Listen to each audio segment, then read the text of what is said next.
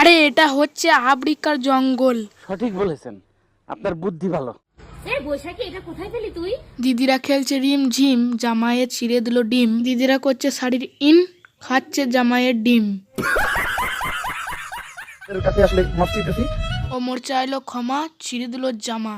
अरे कहना क्या चाहते हो? চটপট পড়ে লাও হেডফোন, নালে পাড়ার কাকিমারা শুনতে পেয়ে যাবে। আর একটা কথা, এই ভিডিওটাকে সিরিয়াস নেবেন না, শুধু মজা করার জন্য বানানো হয়েছে। তো চলো শুরু করা যাক ভিডিও। আরে এটা হচ্ছে আফ্রিকার জঙ্গল, আর ছেলেদের হচ্ছে পবিত্র জঙ্গল।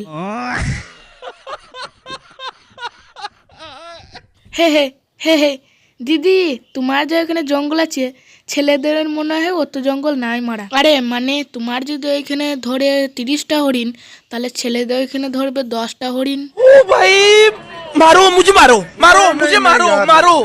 नहीं ये मजाक हो रहा है, एक सेकंड यार, मजाक हो रहा है। বৈশাখী, এটা কোথায় পেলি তুই? আর বলো না, বর তো এবারে পুজোয় আর শাড়ি কিনে দিল না, তাই এটা ছিঁড়ে বিক্রি করব। खत्म, bye bye, tata, good bye, गया। তাই এটা দিয়ে আমি দীপঙ্করের মতন থার কিনবো, থার। আরে আমার কথা সত্যি হলো। আরে দিদি থার কিনবে তো, কিন্তু দিদি আমি একটা জিনিস বুঝতে পারছি না, যখন তুমি ওই ডিমগুলো বার করছিলে, যখন দাদা কি কান্দে নাই?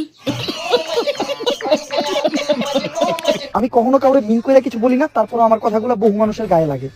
ব্যাপারটা এমন হয়ে গেছে, বহু আগে একটা কথা আমার নানি আমারে কইছিল, বললে কথা হাটের মাঝে, যার কথা তার গায়ে বাজে। কথাটা হচ্ছে চরম, তুই হচ্ছিস গরম, তোর বউ কিন্তু চরম। शाबाश बेटा। আরে অমর ভাই কিসের লেগে বলেছে জানো? এই ভেড়া চুদা লেগে বলেছে। একবার দেখো ভেড়া চুদাকে। আজকের পর থেকে অনলাইন প্ল্যাটফর্মে যদি তোমাদের আব্বুর কোনো বললাম আমি, যতদিন পর্যন্ত সে এটার জন্য মাপ চাইবো না, এটার জন্য মাপ চাইবো না। আরে এ কি করেছিল তাই ওমর ভাই রেগে আছে? তাহলে শুনো, এ আর ওমর ভাইয়ের ছবি বাথরুমে চিটিয়ে রেখেছিল। নিয়ে আমরা একদিন ভিডিও করতে করতে দেখে নেয় যে ওমর ভাইয়ের ছবি আছে, এলে ইউটিউবে পোস্ট করে দিয়েছে। নিয়ে ওমর ভাই আমরা দেখে নিয়েছে, নিয়ে বলছে দর্শকরা আমাকে এতটা সম্মান করে মারা।